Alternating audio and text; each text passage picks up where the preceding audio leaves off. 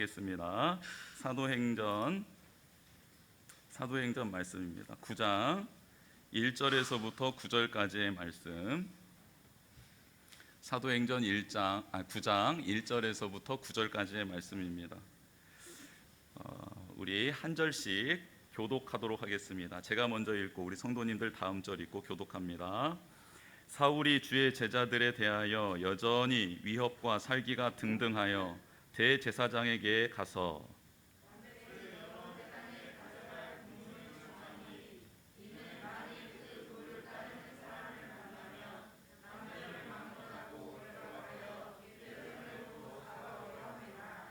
사울이 길을 가다가 다메섹에 가까이 이르더니 호련히 하늘로부터 빛이 그를 둘러 비추는지라.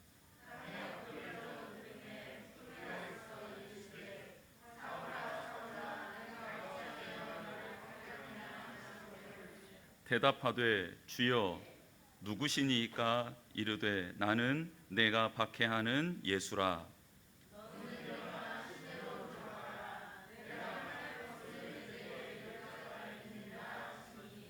같이 가던 사람들은 소리만 듣고 아무도 보지 못하여 말을 못하고 서 있더라.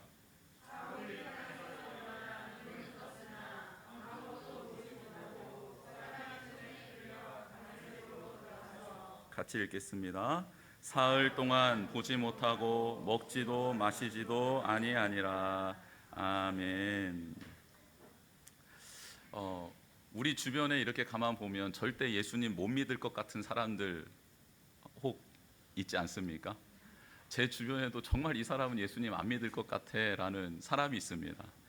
다른 종교에 심취해 있거나 아니면 배움의 깊이가 깊어서 한 분야의 전문가로서 판단하고 분석하고 비판하는 일에 능하신 분들, 또 권력을 쟁취하여서 그 권력을 유지하는데 온 힘을 쏟고 있는 분들, 이런 분들 참 전도하기 쉽지 않고 또 그분은 예수님을 잘 못 믿을 것 같다라는 생각을 할 때가 있습니다. 특별히 예수님을 믿는 가족들을 핍박하시는 분들 있잖아요. 그런 동료들을 핍박하는 분들 있잖아요. 그런 분들은 정말 예수님 믿기 힘들겠다 이런 생각을 할 때가 종종 있었습니다. 그런데 이 네 가지 조건을 다 갖춘 분이 오늘 성경 본문에 등장합니다. 유대교에 심취해 있었고 당시 최고의 학문에 심취해서 지적인 소양을 갖추신 분, 그리고 당시 최고의 권력기관인 상해공의 들인회에 연줄이 닿아서 그 권력을 힘입을 수 있는 사람, 그리고 예수 그리스도, 그분을 핍박하고 또 그분을 믿고 따르는 공동체와 개인들을 잡아 넣을 수 있는 사람이 바로 있었는데 그 사람이 누구예요? 사울입니다. 사울이라는 이분은 절대 예수님 못 믿을 것 같은 분입니다. 그렇죠? 이 사울이 만약에 예수님을 믿는다고 하면 무슨 일이 일어날까? 많은 그리스도인들이 기뻐하겠죠. 그리고 놀라워하겠죠. 그리고 그를 변화시키는 하나님이라고 한다면 이 세상에 변화시키지 못할 영혼은 없겠구나라는 확신이 있겠죠. 그래서 놀랍게도 이 사도행전 9장, 그래서 절대 변화되지 않을 것 같은 사울이 변화되자 그 변화된 놀라운 기적으로 말미암아 어떤 일이 일어나는 줄 아십니까? 사울 한 사람이 예수님 믿게 되었는데 어떻게 된 줄 아세요? 우리 한번 그 결론을 한번 볼까요? 사도행전 9장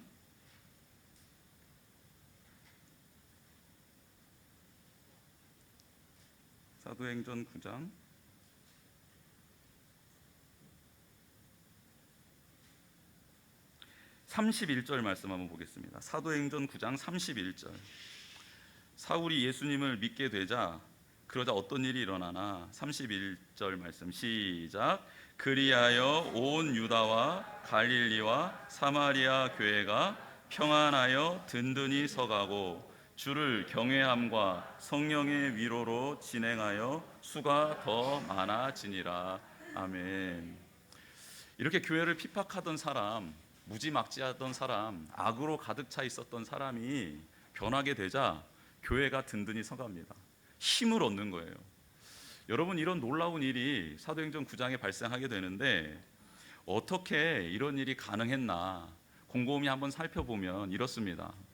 사울은 이제 그 예수 그리스도를 믿는 제자들까지도 핍박하면서 샅샅이 뒤져서 감옥에 쳐 넣는 일을 감당하게 됩니다.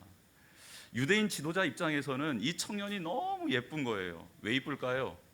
자기들이 해야 될 일을 대신 생명 걸고 목숨 걸고 하는 사람이 등장한 겁니다.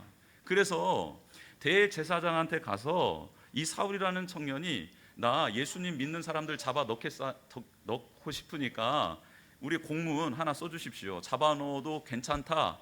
이 공권력을 좀 저한테 위임해 주십시오 했더니 대제사장들이 너무 좋아하는 거예요. 그래서 그래 내가 못하는 일 네가 좀 대신해 줬으면 좋겠다 하면서 칭찬해 주며 공문을 써주지요. 그거 받아들고 어떻게 나아가냐? 살기가 등등해서 나아간다고 성경에 기록되어져 있습니다. 이 살기가 등등하다라는 건 뭐냐면 살인의 충동이 욕망이 가득해서 행동하는 사람을 말할 때 쓰는 표현입니다. 사울이 어떤 사람인가? 살기로 가득 찬 살기의 아우라가 가득한 사람이 바로 사울이었다라는 겁니다. 그렇게 예루살렘에서 그리스도인들을 색출해내는 것도 모자라서 유대, 사마리아, 팔레스틴 지역도 모자라서 이 지역을 피해 외국으로 나아가서 그 수리아라는 땅 다메섹 거기에서 그리스도인들이 정착하게 되었는데 거기에 그리스도인이 많이 모여 있다라는 소식을 듣고 이 열정이 가득한 사울 청년이 일어나서 다메섹으로 예루살렘 자기가 있는 곳에서 240km나 떨어져 있는 그래서 일주일을 꼬박 걸어가야지 갈 수 있는 다메섹으로 길을 떠나더라는 겁니다. 여러분 이런 악한 인간이 어디 있어요? 정말 이 사울이라는 사람이 예수님을 믿고 구원받을 수 있는 가능성이 있는 사람처럼 보입니까? 오늘 성경은 누가는 굉장히 똑똑하고 이성적으로 성경을 기록하는 사람이란 말이에요. 이 누가가 지금 사도행전 9장에서 강조하고 싶은 것은 딱 한 가지예요. 사울은 구원받을 수 없는 자격 조건이 너무 많은 사람이다라는 겁니다. 그렇지 않아요? 여러분이 생각하기에도 그렇지 않습니까? 어떻게 사울 같은 사람이 구원을 받을 수 있습니까?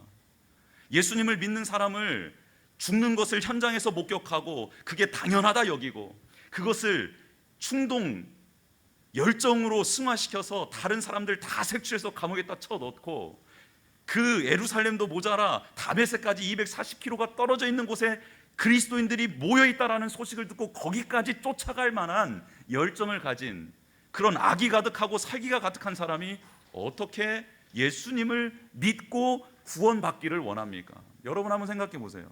여러분 주변에 여러분을 정말 괴롭히는 사람이 있어요. 근데 그냥 괴롭히는 게 아니라 여러분의 친인척을 잡아오게 가두고 때로는 죽이는 일에 동조하고 그것을 조정하는 사람, 조장했던 사람이 있어요. 근데 그 사람이 어느 날 갑자기 와서 예수님을 전해달라, 나 예수님 믿고 싶다, 예수님 믿어서 구원받고 싶다라고 말을 한다면 여러분 그 사람에게 복음을 전하겠어요? 다 전할 눈빛인데 여러분 사도 바울이 어떤 사람인지를 알고 그리스도인들이 그를 피했어요. 소문이 다메섹에 살고 있었던 하나님의 제자, 주님의 제자였던 아나니아까지 소문이 들렸어요. 그래서 하나님께서 아나니아를 깨워서 야 사울 가서 복음 전하라 했을 때 아나니아가 예수님을 제대로 믿고 있었던 경건했던 아나니아가 뭐라고 처음에 반응을 하는지 아십니까? 못 가겠다라는 거예요. 무서워서. 제가 이미 예루살렘에서 무슨 일이 일어났는지 다 소식 듣고 있었고 사울이라는 사람이 어떤 사람인지 알고 있는데 하나님 제가 어떻게 사울에게 가서 복음을 전합니까? 그러다 저 잡혀가면 어떻게 합니까? 다메섹으로 온다는 소식 들고 그리스도인들이 많이 떠났는데 저는 떠나지 않고 기다리고 있었는데 그런 기다리고 하나님 앞에 신실하게 서 있는 저에게 웬 이런 날벼락 같은 소식입니까? 저 못 가겠습니다 이럽니다. 그런 사람이 사울이었어요. 그런데 그 사울에게 누가 찾아오십니까? 주님이 찾아오시더라는 거예요. 여러분 나는 받아줄 수 없는 그 사람, 나는 원수처럼 여길 수밖에 없는 그 사람, 나는 복음을 전할 수 없는 그 사람, 심적으로 영적으로 동의되어지지 않는 그 사람을 우리는 찾아갈 수 없는데 누가 찾아가십니까? 예수님이 찾아가시더라는 거예요. 여러분, 그런데 비단 사도 바울의 그 모습이 사도 바울의 모습이었습니까? 아니죠. 우리의 지난날의 모습 아니었습니까? 예수님, 그분이 나를 위해 십자가를 지셨다라는 거 머리로만 알고, 그리고 부활하셔서 우리에게 영원한 생명 주셨다라는 사실도 그냥 지적으로만 알고, 삶은 내 마음대로 내 뜻대로 살아가고, 하나님이 원하시는 일 하지 않고, 하나님이 기뻐하시는 일 하지 않고, 그렇게 살아가던 인생이 우리 인생 아니었습니까?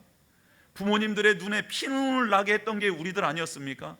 예수님을 믿고 나보다 조금 더 진실하게 정직하게 살아가는 사람들에게 너만 그리스도인이냐? 나도 그리스도인이다라고 그렇게 외치며 손가락질했던 게 우리들의 모습 아닙니까?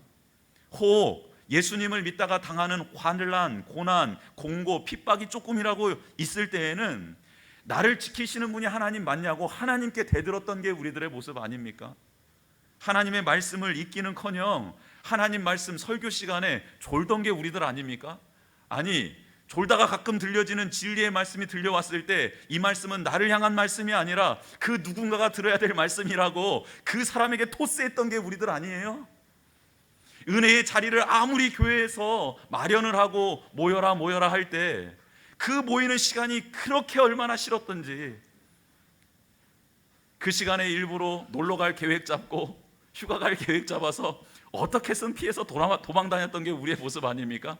아니, 우리 성도님들의 모습은 아닌 것 같고 저의 모습이었어요. 저의 모습.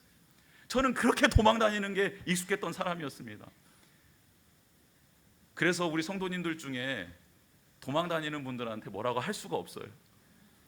그때마다 하나님이 너의 과거를 생각하거라 라고 말씀해 주셔서 제가 더 회개하고 그 성도님들을 위해서 축복하며 기도하고 있습니다.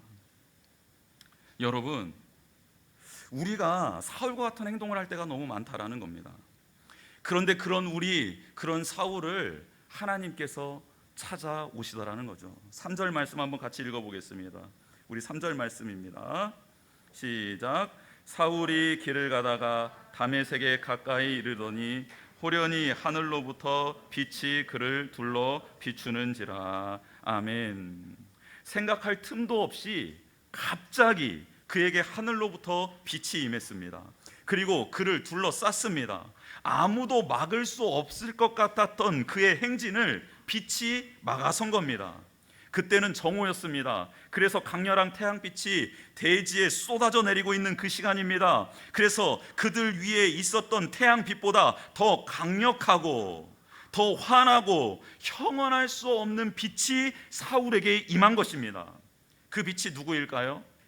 바로 빛 대신 예수 그리스도, 부활의 첫 열매 되신 예수 그리스도를 빛으로 표현하고 있습니다. 사울은요, 바리새인 중에 바리새인이어서 하나님의 말씀에 능통한 자였습니다.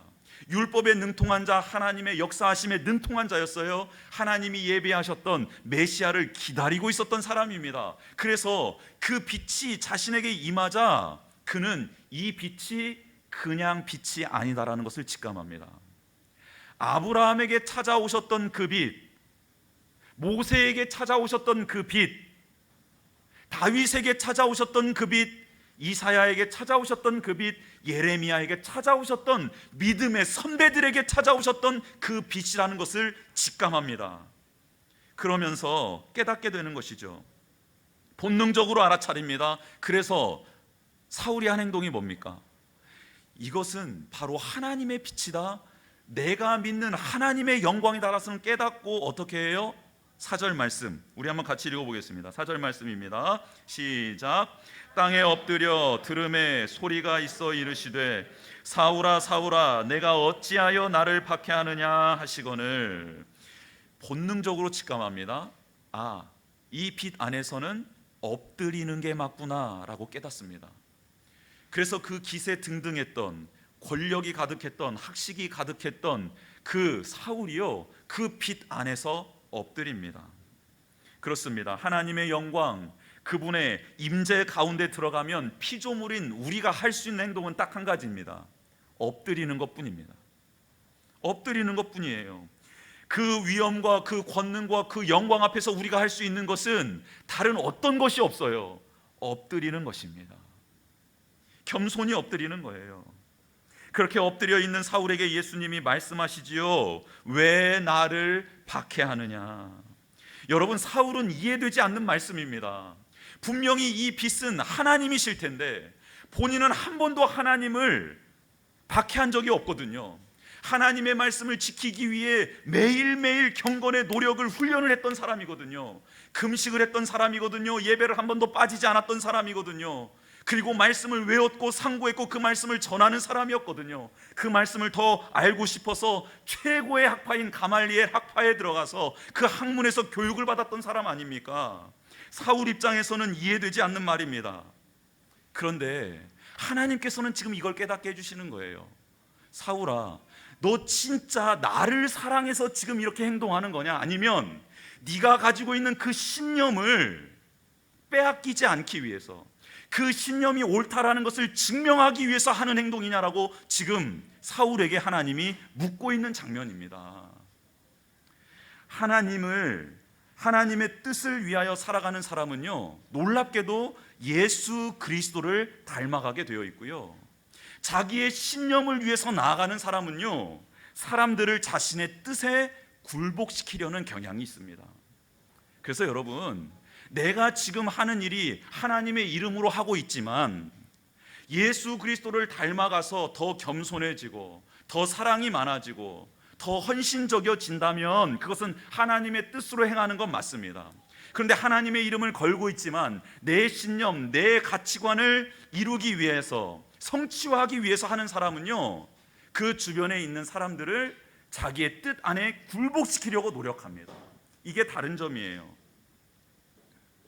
사울은 이해가 되지 않았어요. 박해한 적이 없었기 때문입니다. 그래서 사울이 묻는 겁니다. 뭐라고 물을까요? 분명히 하나님인 것 같아서 호칭을 주여라고 합니다. 주님, 선생님, 나의 주님 되시는 분이시여 누구십니까? 라고 물어요. 누구십니까? 이해가 되지 않기 때문에 묻는 겁니다. 여러분, 사울은 지식과 열심이 있었지만 스스로는 하나님을 알아갈 수 있는 방법, 만날 수 있는 방법이 없었던 피조물이었습니다. 그런 그에게 찾아오신 하나님, 찾아오신 예수님에게 그는 묻는 거예요. 한 번도 만나본 적이 없었으니까, 그분이 누군지 모르니까, 책으로만 알았으니까, 관념적으로만 알았으니까, 도대체 지금 이 빛 안에서 말씀하시고 나를 만나주시고 나를 안아주시는 이분이 누군지 몰랐던 겁니다. 그래서 묻는 겁니다. 누구십니까? 주님 같긴 하는데 누구십니까? 묻습니다. 그때 대답이 떨어지죠. 예수님 말씀하십니다. 나는 네가 박해하는 예수다. 여러분, 이때 사울의 입장을 한번 생각해 보십시오. 사울은 지금 정치범으로 나무에 달려 저주받은 예수, 그 예수를 믿고 있는 사람들을 박해했던 사람이에요. 그 이단이라고 정죄되어 있는 그 집단의 우두머리가 바로 예수인데, 그 예수는 뻥쟁이였고 신석 모독했던 사람이었고 성전을 사흘 만에 헐고 짓는다고 말했던 허풍쟁이였고, 그리고 유대교에서는 절대 용인될 수 없는 이단 사상을 가진 자여서 그것을 핍박하고 있었던 사울이었습니다. 사도들이, 제자들이 일어나서 아니다, 예수님이 메시아다, 그분이 하나님의 아들이시다라고 외칠 때 그 말을 하고 있는 자를 돌로 쳐 죽이는 현장에 동조했고 동참했던 사람이었습니다. 예수님이 부활하셨습니다. 부활하셔서 우리의 첫 열매가 되셨습니다. 부활하신 주님을 만나야지 우리는 구원받습니다. 그분을 만나야 우리는 자신이 죄인인지를 깨닫고 돌이킬 수 있습니다 라고 외치는 수많은 그리스도인들을 정죄했던 사람입니다. 그런데 그 중심에 서 계신 예수님이 자신의 눈앞에 나타난 겁니다. 자신이 가지고 있었던 모든 틀이 갑자기 산산조각 나는 겁니다. 그리고 산산조각 난 그 모든 것들이 다시 놀랍게 하나님 안에서, 주님 안에서 맞춰지기 시작합니다. 그동안 그가 율법을 배우며 외웠던 내용들이 하나하나, 메시아에 대한 예언들이 하나하나 떠오르며 재조합이 일어나고 있습니다. 여러분, 사람은 변하지 않는다라는 말을 듣기도 하기도 하고 또 말하기도 합니다. 부정적인 의미에서는 이 말이 맞는 것 같습니다. 악한 사람은 정말 안 변하는 것 같아요. 왜 이렇게 악한 사람은 끝까지 악한지 모르겠습니다. 정말 잘 안 변해요. 그리고 또 한 가지 부정적인 의미에서 선한 사람은 끝까지 좀 선했으면 좋겠는데 선한 사람도 어떻게 변해가요? 점점 악하게 변해가더라는 거예요. 가슴 아픈 현실입니다. 그런데 오늘 말씀해 보면 긍정적으로 변할 수도 있다라는 메시지를 우리에게 주고 있습니다. 어떨 때 악한 사람이 선한 사람으로 변화될 수 있을까? 그것은 인격적으로 주님을 만날 때이고 그분의 음성을 들을 때입니다. 여러분, 이 말씀은 사울처럼 이런 초현실적인 경험을 모두 해야 된다라는 말씀이 아닙니다. 여러분, 우리가 예배 드릴 때, 기도할 때, 찬송 부를 때, 혹 봉사하고 헌신할 때, 교제를 나눌 때, 그리고 일상에서의 삶을 살아갈 때 주님이 우리와 함께 하신다라는 것을 느끼는 신앙생활을 해야 된다라는 뜻입니다. 여러분, 우리와 하나님이 함께 하시는 것 믿지요? 근데 그게 느껴지십니까? 이 말을 하는 거예요. 그래서 여러분, 우리와 함께 하시는 하나님은 진리인데 그 진리를 내가 느낄 수 있도록 기도하는 것이 참으로 중요하다라는 말씀입니다. 여러분, 이것은 꼭 기도해야 되는 거예요. 하나님, 제가 예배 드릴 때 나와 함께 하시는 하나님을 만나게 해주십시오. 찬양할 때, 기도할 때, 교제할 때, 봉사할 때, 헌신할 때, 일상에서의 내가 가사의 일을 할 때, 직장에서의 생활을 할 때 이 모든 상황 가운데 하나님 저와 함께 하신다 하셨는데 그것을 느낄 수 있도록 도와주십시오. 이 기도는 정말 필요한 기도라는 겁니다. 물론 느끼지 못하고 살아가는 성도들도 너무 많습니다. 그런데 그 신앙은 어떻게 될까요? 건조해진다라는 거예요. 마치 부모가 있는데 만날 수 없는 자녀들이 부모가 써주는 편지들, 기록해 놓은 것들만 계속 읽는다고 해봅시다. 만날 수 없는 부모가 써놓은 기록, 그 기록에는 이런 말씀이 있습니다. 이런 기록이 있어요. 내가 너를 사랑한다, 내가 너를 사랑한다, 내가 너를 축복한다, 내가 너를 아낀다. 그런데 그 부모를 만날 수 없는 거예요. 한 번도 만나본 경험이 없는 겁니다. 부모가 써놓은 글만 읽는 그 자녀가 인격적으로 성숙해질 수 있을까요? 전인격적으로 아름답게 성장할 수 있을까요? 아니요, 성장할 수 없습니다. 그런데 반면에 부모의 사랑을 체험하고 그것을 피부로 느끼고 정말 눈앞에서 그 사랑을 만끽하고 있는 자녀들은 부모가 써놓은 편지에 감동을 받게 되더라는 거예요. 여러분, 예수님이 왜 우리를 만나주시는 겁니까? 왜 찾아오시는 걸까요? 왜 인격적으로 만나야 된다라고 말씀하시는 겁니까? 하늘에 계셔서 되시는 분이 왜 육신을 입고 이 땅에 내려오셔서 사랑하는 사람들을 만나주시고 친히 그들과 함께 먹고 자고 그들 앞에서 하나님의 능력이 이루어지는 것을 보여주셨을까요?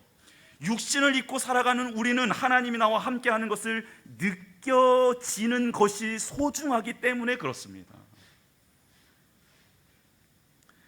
여러분, 이렇게 인격적으로 주님을 만난 사람은요, 그래서 말씀을 소중히 여기는 거예요. 인격적으로 만남이 없이 말씀을 어떻게 소중히 여깁니까? 하나님이 나와 함께 하시는 것을 느끼지 못하는데, 하나님이 내 편이신 것을 느끼지 못하는데, 내가 공군 가운데 있을 때, 힘든 가운데 있을 때 나를 친히 내 옆에서 눈물을 흘리며 기도해 주시는 그 주님의 기도를, 눈물을 받아본 적이 없는데 어떻게 주님의 말씀이 진짜처럼 리얼하게 내 안에 다가올 수 있냐라는 말입니다. 그럴 수 없다라는 거예요. 사랑하는 성도 여러분, 그래서 우리는 간구해야 돼요. 부르짖어야 돼요. 나와 함께 하시는 예수님, 그 예수님을 제가 느낄 수 있도록 도와주십시오. 예배를 드릴 때에, 기도할 때에, 찬양을 할 때에, 교제를 나눌 때에, 하나님 헌신하고 봉사할 때, 일상을 살아갈 때에 나와 함께 하시겠다라는 그 임마누엘의 약속이 내가 느껴지는 약속으로 다가올 수 있도록 도와주십시오. 이 기도를 필히 하시고 그 응답, 이 응답은 반드시 해주시거든요. 왜냐하면 그 기도를 너무 기뻐 받으시는 분이 하나님이시기 때문에 그렇습니다. 그때 우리는 말씀을 제대로 이해할 수 있게 되고 이 말씀의 숨은 뜻들이 계속해서 우리 안에 들려지게 되더라는 겁니다. 거듭남의 은혜가 중요합니다. 우리 자아가 깨어지고 재형성되는 것은 주님의 품 안에서만 가능하기 때문입니다. 인격적인 만남 안에서만 가능하기 때문입니다. 그때 하나님이 말씀이 살아서 움직이는 말씀이 될 수 있고 나를 이끄는 말씀이 될 수 있습니다. 거듭남의 은혜, 하나님을 인격적으로 만나는 은혜가 오늘 이 시간 이루어지기를 주님의 이름으로 축복합니다. 예수님은 사울에게 이렇게 또 연이어 말씀하십니다. 6절입니다. 너는 일어나 시내로 들어가라. 내가 행할 것을 내게 이를 자가 있느니라 하시니 말씀합니다. 사울은 예루살렘에서 출발할 때 대제사장들의 명령을 받고 출발을 했습니다. 즉 다메섹에 들어가는 이유와 목적은 대제사장들의 명령에 순종해서 들어가는 거였죠. 그런데 주님을 만나고 난 다음에 다메섹에 이제는 누구의 명령으로 들어가게 됩니까? 예수님의 명령으로 들어가게 됩니다. 다메섹이라는 장소는 바뀌지 않았는데 사울이 바뀌었고 목적이 바뀝니다. 무엇보다 그를 그곳으로 보낸 분이 바뀌게 되더라는 겁니다. 우리는 매일 집을 드나들고 있습니다. 직장을 드나들고 있어요. 기업에 드나들고 있습니다. 교회를 드나들고 있습니다. 우리가 속한 공동체에 들어갔다 나왔다 하고 있습니다. 그런데 그 장소는 변함이 없겠지요. 그런데 만약 우리가 주님을 만나고 내가 변화되고 그곳을 가는 목적이 바뀌게 되고 내가 그곳으로 가는 것이 아니라 보냄을 받았다라는 소명이 내 안에 자리매김한다면 우리가 늘 다녔던 그 장소는 어떻게 될까요? 그 장소는 나에게 어떤 의미로 다가올까요? 완전히 새롭게 되더라는 겁니다. 장소는 바뀐 적이 없는데요, 우리가 바뀌면 그 장소에서 일어나는 일들이 온전히 새로워지더라는 겁니다. 사울은 이제 스스로의 힘으로 한 걸음도 뗄 수 없는 처지가 되었습니다. 부축을 받지 못하고서는 한 발자국도 걷지 못하는 앞이 보이지 않는 사람이 됐습니다. 빛이 임하면 어둠이 물러가고 우리의 갈 길이 밝게 보여야 되는 것인데 사울에게 임한 빛은 그의 눈을 멀게 했고 그가 한 치 앞도 보지 못하게 만들어 버렸습니다. 물론 그가 육신이 멀었을 때 그의 영의 눈은 띄어져서 하나님의 영광을 보게 되긴 했습니다. 그리고 그가 3일 후에는 하나님이 그의 눈을 띄어주셔서 다시 눈을 떠서 생활할 수 있도록 도와주셨습니다. 이 말씀의 핵심은 무엇일까요? 육신의 눈을 뜨고 살아가는 것보다 눈은 감기더라도 영의 눈이 띄어지는 게 하나님 입장에서는 더 귀하고 소중한 일이라는 겁니다. 그래서 여러분, 내가 육신에 눈을 뜨고 살아가는 것도 감사할 일이지만 영의 눈을 띄울 수 있도록 도와달라는 기도를 꼭 하는 저와 여러분 되기를 주님의 이름으로 축복합니다. 그리고 그의 눈은 하나님이 직접 띄워주시지 않고 아나니아라 하는 주님의 제자를 통해 눈을 띄워주십니다. 즉 예수님은 회심한 사람을 교회 공동체에 소속하게 해주고, 그러니까 사울을 교회 공동체에 불러 들여주시고 그리고 그 공동체 안에 지도자를 통해, 제자를 통해 그를 치유하시는 일들을 해나가기 시작하신다라는 거죠. 왜 이렇게 하나님은 회심한 자를 홀로 두지 않고 공동체 안으로 들어오게 만들어 주실까요? 신앙생활은, 믿음은 홀로 유지되는 게 아니기 때문입니다. 공동체 안에 들어와서 나의 부족한 점을 시인하고 저 사람의 부족한 점을 도와주면서 함께 서로 사랑하고 서로 용납하는 것을 배워가는 게 공동체이기 때문에 하나님은 신앙생활을 혼자 하도록 하지 않고요, 함께 모여서 하도록 합니다. 그래야지만이 예수 그리스도의 사랑을 느끼게 되고 또 예수 그리스도의 사랑을 고백하게 되고 그 안에서 예수 그리스도를 닮아갈 수 있기 때문입니다. 부족한 점을 서로 도와가며 겸손히 하나님을 의지할 수 있도록 공동체에 소속할 수 있도록 사울을 인도해 주셨다는 겁니다.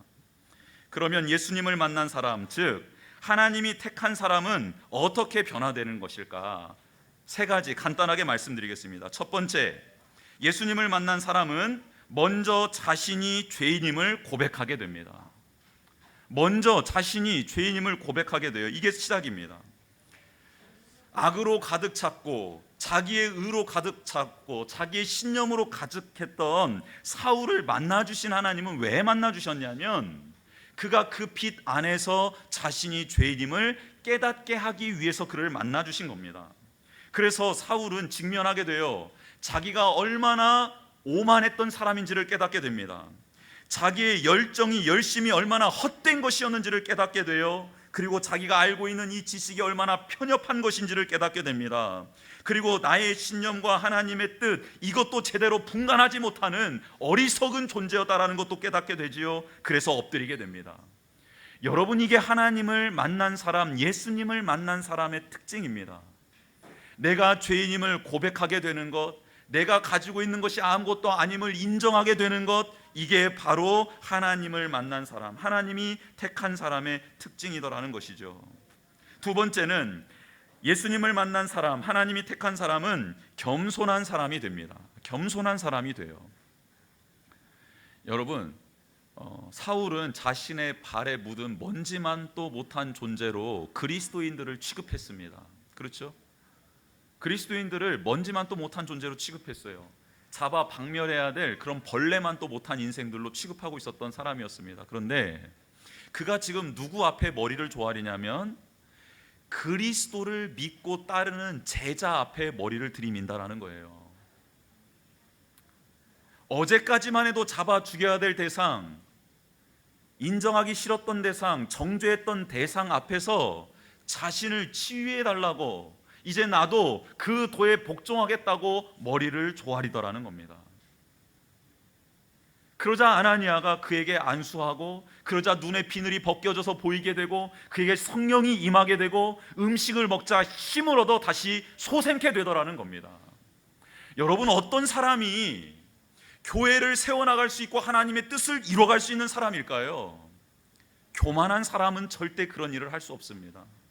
겸손한 사람만이 그 일을 할 수 있는 거예요. 하나님, 지난날의 나의 신앙의 열심, 이거 아무것도 아니었음을 고백합니다. 지금 제가 하나님 앞에 열심 있는 사람, 하나님의 뜻을 분별할 수 있는 사람, 그리고 하나님의 말씀 앞에 머리를 조아릴 수 있는 사람, 하나님의 말씀 앞에 나의 모든 것을 내려놓을 수 있는 사람 될 수 있도록 도와주십시오. 그게 힘이든 지식이든 권력이든, 그게 그동안 쌓아왔던 나의 신앙의 연륜이든, 이 모든 것들을 내려놓고 그저 하나님, 이제는 신생아처럼 순수하게 어린아이처럼 그렇게 하나님 앞에 엎드릴 수 있는 겸손한 제가 되게 하여 주시옵소서라고, 그렇게 하나님 앞에 엎드리는 자가 바로 하나님을 만난 자, 예수님을 만난 자라는 겁니다. 책 몇 권 읽었다고, 또 어떤 경험을 했다고, 신비한 뭔가를 했다고, 혹은 뭔가 열심을 예전에 이루었던 업적이 있었다고, 다행히 우리 교회는 뭐 사가지고 들어온 게 없어서 얼마나 다행인지 몰라요. 강대상 누가 사왔다고 하면 맨날 강대상만 쳐다볼 텐데, 이것도 있었던 거고, 이 종도 있었던 거고, 다 있었던, 얼마나 감사한지 몰라요. 얼마나 감사한지. 여러분, 하나님 앞에는 겸손한 자가 승리하는 겁니다. 나는 아무것도 아닙니다. 아무것도 아닙니다. 하나님이 없이는 아무것도 아닙니다 고백하는 저와 여러분 되기를 원합니다. 마지막으로는 하나님이 택한 사람, 예수님을 만난 사람은 삶의 이유와 목적이 바뀝니다. 삶의 이유와 목적이 바뀌어버려요. 지금까지 내가 원하는 것들을 했습니다. 하지만 이제는 하나님이 원하시는 것을 행하는 자가 됩니다. 예수님을 믿는 자들을 괴롭히고 핍박했던 자가 아니라 이제 예수님을 전하고 그로 말미암아 받는 고난과 핍박을 기쁨으로 받는 자로 변하게 된다는 거예요.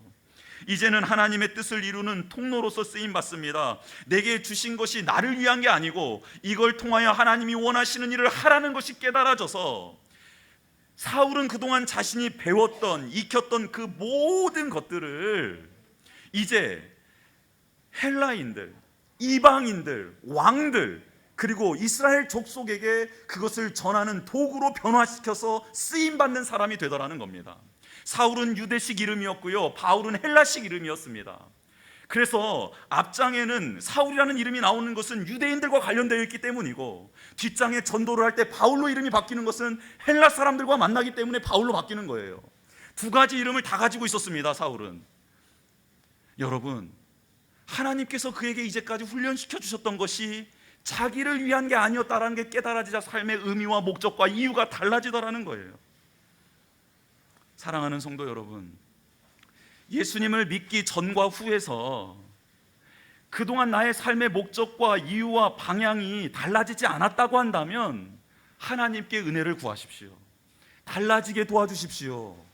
이전과 이유가 달라지게 해주십시오. 목적이 달라지게 해주십시오. 이유가 달라지게 해주십시오. 내가 호흡하고 있는 근거가 달라질 수 있도록 해주십시오라고, 그렇게 하나님께 매달리고 엎드리고 간구하는 저와 여러분 되기를 주님의 이름으로 축복합니다. 내가 원하는 꿈은 이만큼이고요, 하나님이 원하시는 꿈을 이루어드리기 위해서 드리면 하나님의 꿈만큼 커지는 거죠. 하나님의 꿈만큼 걸어가게 되는 것입니다. 하나님 꿈만큼 호흡하게 되는 것이에요. 이게 달라지는 것 아니겠습니까? 여러분의 꿈을 붙잡고 끝까지 살아가시겠습니까? 아니면 하나님이 주시는 말씀대로 살아가고 싶으십니까? 후자를 선택하는 저와 여러분 되기를 주님의 이름으로 축복합니다. 우리 같이 기도하겠습니다. 찬양하고 기도하겠습니다. 예수를 나의 구주 삼고 성령과 피로써 거듭난